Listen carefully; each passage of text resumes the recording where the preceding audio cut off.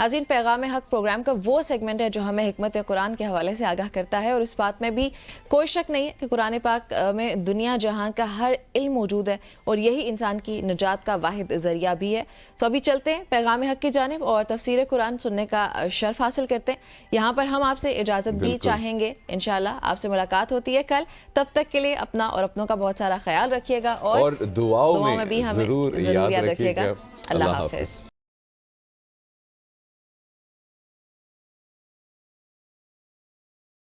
اعوذ باللہ من الشیطان الرجیم، بسم اللہ الرحمن الرحیم۔ اللہم صلی وسلم علی سیدنا و نبینا و مولانا محمد وعلی آلہ و اصحابہ اجمعین۔ ناظرین محترم، ہدایت کے سفر کا 27واں مرحلہ آج آن پہنچا ہے۔ قرآن حکیم کے 27ویں پارے کا مطالعہ آج ہم کرنے جا رہے ہیں۔ اس پارے کا آغاز ایک ایسی قوم کے بھیانک انجام کے بیان سے ہوا جس قوم نے اپنی فطرت کو مسخ کر دیا تھا۔ خلاف فطرت ہم جنس پرستی کے مرض میں وہ مبتلا ہوئی قوم لوط۔ نتیجہ یہ نکلا کہ اس قوم پر آسمان سے پتھر برسا دیے گئے۔ عبرت ہے ہم سب کے لیے کہ جو قومیں اپنی فطرت کو مسخ کرتی ہیں وہ قومیں اللہ کی ناراضگی مول لیتی ہیں، اور اللہ کے عذاب سے انہیں کوئی بچانے والا نہیں ہوتا۔ سبق دیا گیا ففروا الی اللہ، دوڑ کر جاؤ اللہ کی طرف۔ ایسے حالات میں، ایسے ماحول میں جب لوگوں کی دوڑیں لگی ہوئی ہیں مادیت کے لیے، حصول دولت کے لیے، حصول جاہ و منصب کے لیے، ایسے میں قرآن مجید کا یہ پیغام انسانوں کے لیے ہدایت کا پیغام ہے۔ ففروا الی اللہ، اللہ کی طرف لپکو، اللہ کی طرف دوڑو۔ مفسرین نے کہا کہ اپنے دل کو غیر سے پاک کرو اور اپنے دل اور روح کے ساتھ رجوع کرو اللہ رب العزت کی ذات کی طرف، تاکہ اللہ تمہیں اپنی معرفت کے جلوے عطا فرما دے۔ رسول کریم علیہ الصلوۃ والسلام کو تسلی بھی دی گئی اور نصیحت کا سفر جاری رکھنے کی ہدایت بھی کی گئی۔ فرمایا وذکر، اور نصیحت فرماتے رہیے۔ آگے تسلی یوں کہ حضور نصیحت فرماتے، سارے لوگ تو قبول نہ کرتے نصیحت، تو اللہ رب العزت نے فرمایا فَإِنَّ الذِّكْرَ تَنفَعُ الْمُؤْمِنِينَ، کہ بے شک نصیحت فائدہ انہی کو دیتی ہے جنہیں ایمان کی روشنی میسر آتی ہے۔ یہاں سے نصیحت کرنے والوں کے لیے، دعوت دینے والوں کے لیے تو تسلی ہے ہی ہے، ہمارے لیے بھی اس میں سبق ہے کہ وہ شخص ایمان کی روشنی سے محروم ہے جس پر نصیحت اچھی اثر نہ کرے۔ مومن آدمی کی پہچان یہ بھی ہے کہ جب اسے نصیحت کی جائے تو وہ نصیحت کو قبول کرتا ہے۔ انسان کی تخلیق کا مقصد بیان کیا گیا اور جنات کی۔ فرمایا میں نے جنوں اور انسانوں کو پیدا نہیں کیا مگر اس لیے کہ وہ میری عبادت کریں۔ ہمیں غور کرتے رہنا چاہیے کہ کیا ہم اپنے مقصد تخلیق کو کہیں آج فراموش تو نہیں کر بیٹھے؟ ہمارے اشرف المخلوقات ہونے کا جو سبب تھا، کیا ہم آج اس سبب سے محروم تو نہیں ہو گئے؟ اللہ تعالیٰ نے ایمان والوں کو قیامت والے دن عطا کی جانے والی ایک بے مثل شان کا یہاں بیان فرمایا۔ یہ مفہوم سورہ رعد میں بھی اگرچہ گزر چکا اور ایک اور مقام پر بھی قرآن مجید میں بیان ہوا، لیکن یہاں بڑی وضاحت کے ساتھ قیامت والے دن جب ایمان والے نیک لوگ جنت میں اعلیٰ درجوں میں ہوں گے تو انہیں دیکھا جائے گا کہ وہ جنتی نعمتیں حاصل کر لینے کے باوجود افسردہ ہوں گے، مضطرب، پریشان اور غمگین۔ پوچھا جائے گا کہ کیا تمہیں تمام تر نعمتیں عطا نہیں کر دی گئیں؟ وہ اقرار کریں گے، اعتراف کریں گے۔ پوچھا جائے گا پھر تمہاری افسردگی کا سبب؟ وہ کہیں گے مولا ہم تو یہاں ہیں لیکن ہمیں ہماری اولادیں یہاں دکھائی نہیں دے رہی۔ کہا جائے گا کہ ان کے اعمال اس قابل نہیں کہ وہ تمہارے ساتھ جنت میں اس درجے پر ہوں۔ تو وہ عرض کریں گے کہ بار الہ ہم نے عمل صرف اپنے لیے نہیں کیا، اپنی اولادوں کے لیے بھی کیے تھے۔ مہربانی فرما ان کی التجا سن کر اللہ تعالیٰ ان کی اولادوں کو بھی جنت میں انہی کے ساتھ اعلیٰ درجے عطا فرما دے گا۔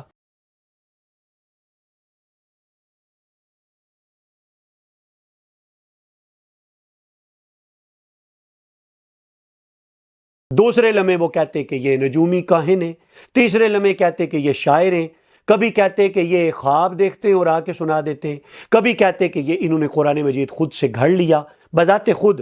یہ ایک بات پر نہ ٹھہرنا اور ایک موقف پر قائم نہ رہنا ان کے موقف کو کمزور کرتا تھا اور رسول کریم علیہ تحیت و ثنا کی حقانیت اور کتاب حق کی صداقت کو پوری طرح اہل شعور کے سامنے آشکار کرتا تھا۔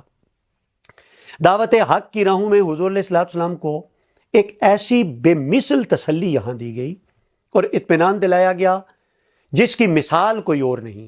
فرمایا وَاصْبِرْ لِحُکْمِ رَبِّکَ، اور اپنے رب کے حکم پر استقامت برتیے، فَإِنَّكَ بِأَعْيُنِنَا، اس لیے کہ بے شک اے حبیب آپ ہماری نگاہوں میں رہتے ہیں، آپ ہماری نظروں میں رہتے ہیں۔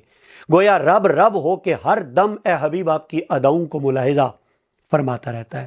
سورہ نجم کا آغاز ہوا۔ سورہ نجم قرآن مجید کے ان مقامات میں سے ایک ہے جہاں حضور علیہ السلام کے سفر معراج کا تفصیلی بیان ہوا۔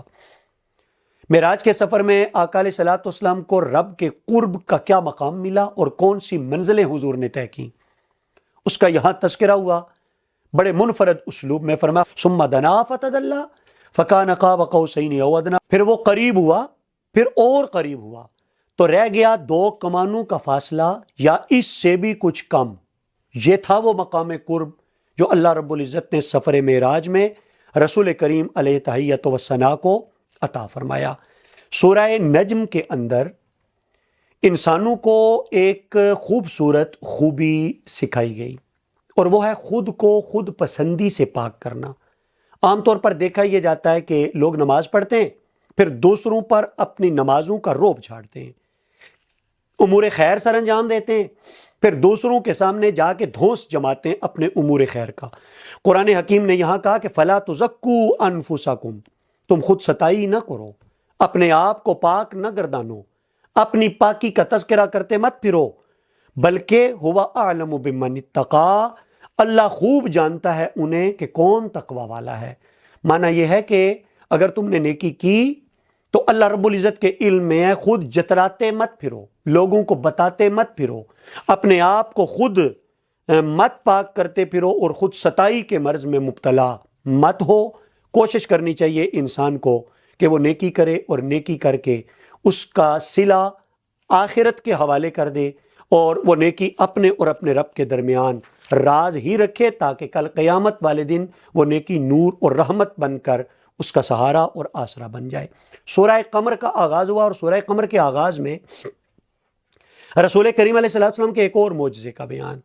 نجم ستارے کو کہتے ہیں، قمر چاند کو۔ سورہ نجم اور سورہ قمر بالکل اکٹھی ہیں۔ سورہ نجم کا آغاز معجزہ معراج سے، سورہ قمر کا آغاز معجزہ شق القمر کے بیان سے۔ معجزہ شق القمر کا معنی کہ حضور علیہ السلام نے مشرکین مکہ کے مطالبے پر چاند 2 ٹکڑے کیا۔ ان لوگوں نے رسول کریم علیہ السلام سے تقاضا کیا، آپس میں طے پایا، حضور کی بارگاہ میں آئے اور کہا کہ اگر آپ سچے نبی اور رسول ہیں اور جیسا کہ آپ دعویٰ کر رہے ہیں تو آپ چاند 2 ٹکڑے کر کے دکھائیے۔ آقا علیہ السلام نے ان سے پوچھا کہ کیا تم یہ دیکھنے کے بعد ایمان لے آؤ گے؟ انہوں نے کہا جی ہم ایمان لے آئیں گے۔ رسول کریم علیہ السلام بروایت جبل ابو قبیس پہ تشریف لے کر کے گئے، آپ نے انگلی سے اشارہ کیا تو چاند 2 ٹکڑے ہو گیا۔ جو قرائے چاند تھا اس کا ایک حصہ پہاڑ کی ایک طرف اور دوسرا دوسری طرف، انہوں نے اپنی آنکھوں سے ملاحظہ کیا، اگرچہ چپ لگ گئی، انہیں کوئی جواب نہ تھا، گردن اٹھا نہ سکے تھے، لیکن ابو جہل فوراً بولا کہ یہ تو کھلا جادوگر ہے، اور لوگ پھر اسی کی بات کے پیچھے چل پڑے۔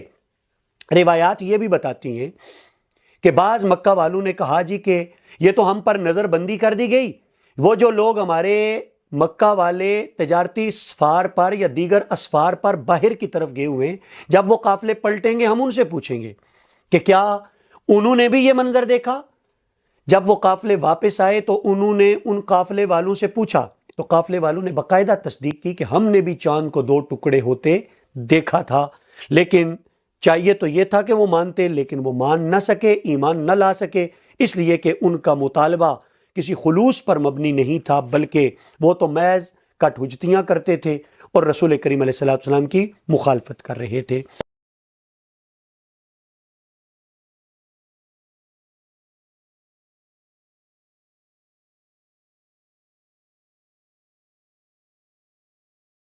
ایک بات سورہ رحمان کے حوالے سے یہاں ہم عرض کرنا چاہیں گے کہ سورہ رحمان میں مجاز سے حقیقت تک کے سفر کے جلوے ملاحظہ کیے جا سکتے ہیں۔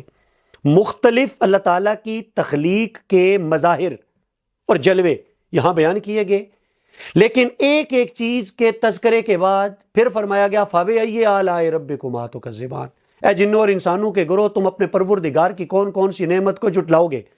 گویا آسمان کی رفت کو دیکھو، زمین کی پہنائی کو دیکھو، گرتے جھرنے دیکھو اور بہتے دریاؤں کا نظارہ کرو، گل پوش وادیوں کو بھی دیکھو، لیکن انہی میں کھو نہ جاؤ، بلکہ یہ سفر تمہارے لیے تب رحمت کا سفر ہوگا جب اس سفر کی منزل کے طور پر تمہیں اللہ کی معرفت مل جائے گی۔ تو یہ ہے مجاز سے حقیقت کا سفر جو سورہ رحمان کے اندر اللہ تعالیٰ نے بیان فرمایا۔ قرآن حکیم کی تعلیم کا خاص طور پر ذکر کیا اور اللہ نے اسے اپنی طرف منسوب کیا، الرحمن علم القرآن، وہ رحمان جس نے قرآن کی تعلیم دی اور انسان کو بیان سکھایا، نطق و گویائی کی دولت عطا فرما دی۔ گویا وہ شخص خوش بخت ہوتا ہے جسے قرآن کا علم ملے اور پھر قرآن کا علم آگے پہنچانے کے لیے اللہ نطق و گویائی کی دولت عطا فرما دے، اسے بیان کی صلاحیت رب ذوالجلال عطا فرما دے۔ ترازو کے ساتھ وزن پورا تولنا، ماپنا اور تجارت میں دیانت داری اختیار کرنا، یہ سبق بھی سورہ رحمان میں ایک مرتبہ پھر قاری قرآن کے سامنے رکھا گیا تاکہ امانت اور دیانت کے سفر پر چلتے ہوئے وہ اپنی زندگی بسر کر سکے۔ سورہ واقعہ کا آغاز ہوتا ہے اس کے بعد۔ سورہ واقعہ کی فضیلت میں رسول کریم علیہ السلام کی بڑی دلچسپ احادیث بیان کی گئی، بلکہ کہا جاتا ہے کہ حضرت جابر کا جب انتقال ہونے لگا، آپ بیمار تھے، تو حضرت سیدنا عثمان غنی رضی اللہ تعالیٰ عنہ کی عیادت کے لیے آئے، تو ان کے درمیان بڑا دلچسپ مکالمہ ہوا۔ حضرت سیدنا عثمان غنی نے پوچھا کیا محسوس کر رہے ہیں، انہوں نے جواب دیا، پھر کہا کہ آپ کیا میں طبیب کو بلاؤں؟ انہوں نے کہا طبیب ہی نے تو بیمار کیا ہے، تو کہا چلے طبیب سے دعا مانگ لیں، تو کہا طبیب خوب بہتر جانتا ہے، الی ھذا القیاس۔ پھر حضرت عثمان غنی نے پوچھا کہ کیا میں آپ کے لیے کوئی وظیفہ مقرر کر دوں جو آپ کے بعد آپ کے بچوں کے کام آئے؟ تو حضرت جابر نے جواب میں کہا کہ آپ میری اولاد کی فکر نہ کریں، مجھے میری اولاد کے بارے میں فاقے کا کوئی ڈر نہیں، اس لیے کہ میں نے انہیں سورہ واقعہ پڑھنے کی تعلیم دی ہے اور وہ سورہ واقعہ پڑھتی ہیں میری بچیاں۔ میں نے رسول کریم علیہ السلام کو فرماتے سنا کہ جس گھر میں روزانہ سورہ واقعہ کی تلاوت کی جائے اس گھر میں کبھی فاقہ نہیں آ سکتا۔ آج کے معاشی بحران میں یہ بھی ایک سبق ہے کہ اگر ہم اپنے گھروں میں خلوص کے ساتھ سورہ واقعہ کی تعلیم کا اہتمام کر لیں، یہاں یہ بات قابل غور ہے، اگر محض تلاوت کا یہ فیض ہے تو اگر اس کی تعلیم کا بھی اہتمام کر لیا جائے تو یقیناً ہمارے لیے رحمتوں کے بہت سارے دروازے کھل سکتے ہیں۔ 3 گروہوں کا بیان ہوا یہاں حضور کے اصحاب میں سے، اصحاب المیمنہ، اصحاب المشأمہ اور السابقون، دائیں طرف والے اور بائیں طرف والے۔ دائیں طرف والے بھی ظاہر اہل ایمان ہیں، سابقون الاولون بھی اہل ایمان کا عظیم ترین طبقہ، لیکن جو اصحاب المشأمہ ہیں ان کا تعلق اہل ایمان کے ساتھ نہیں، ظاہر ہے وہ لوگ ہیں جو ایمان کی نعمت سے محروم ہیں۔ سابقون کے بارے میں کہا کہ یہی اللہ تعالیٰ کے سب سے زیادہ مقرب ہوں گے، جنہیں اللہ رب العزت جنت کی تمام تر نعمتیں عطا فرمائے گا۔ آگے سورہ حدید کی آیت کریمہ نمبر 10 میں جو سابقون الاولون ہیں ان کے حوالے سے ایک اور بڑی خوبصورت اللہ تعالیٰ نے جہت بیان کی اور حقیقت بیان کی، فرمایا کہ تم میں سے برابر نہیں وہ لوگ جنہوں نے فتح سے پہلے خرچ کیا اور جہاد کیا، یہ لوگ عظیم لوگ ان لوگوں سے درجے میں بہت بڑے ہیں جنہوں نے بعد میں خرچ کیا۔ معنی یہ کہ وہ جو سابقون الاولون ہیں بعد میں کلمہ پڑھنے والے درجے میں کبھی بھی ان کے برابر نہیں ہو سکتے۔ یہ جو درجہ بندی ہے فضیلتوں کی، یہ اللہ رب العزت نے خود ہی کتاب حق قرآن مجید میں بیان فرما دی۔ سورہ حدید کا آغاز ہوا۔ سورہ حدید میں ایمان کے ساتھ انفاق فی سبیل اللہ کے راستے میں خرچ کرنے کی ایک مرتبہ پھر ترغیب دلائی گئی اور فرمایا گیا کہ جو ایمان کے ساتھ رب کی راہ میں خرچ کرتا ہے اس کے لیے اللہ رب العزت کی بارگاہ میں بہت ساری خوبصورت جزائیں تیار کر رکھی گئی ہیں۔ اللہ رب العزت کی بارگاہ میں دعا اللہ تعالی ہم سب کو کتاب حق کا فہم بھی نصیب فرمائے اور عمل کی توفیق سے بھی نوازے۔